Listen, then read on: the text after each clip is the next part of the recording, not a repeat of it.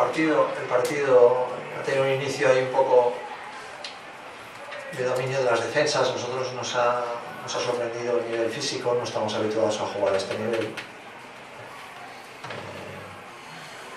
Hemos tenido muchas pérdidas en ese primer cuarto. Pero bueno, en defensa hemos estado bien y hemos controlado ahí un poco el marcador, ¿no? En la segunda parte, en el segundo cuarto, ya los triples nos han empezado a hacer mella, pero bien, hemos estado ahí aguantando. El último minuto muy malo antes de acabar la primera parte. En el tercer cuarto hemos ido siempre ahí con distancias nunca superiores a 10 puntos, pero la tendencia del partido se nos estaba haciendo un poquito largo, ¿no?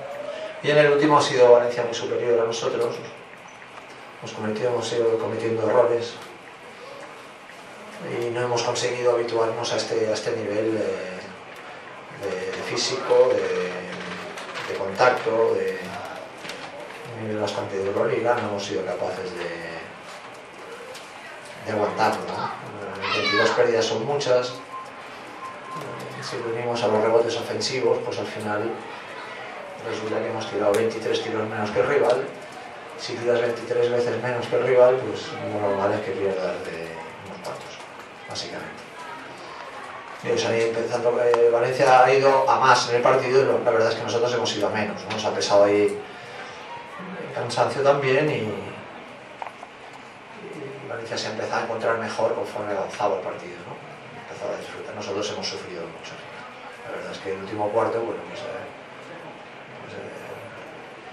refleja el marcador la diferencia que ha habido entre los equipos. El partido en sí no ha sido de esa distancia, pero la distancia que ha habido hoy en general, ¿no? Y por juego, yo creo que es la que refleja ahí el marcador, ¿no?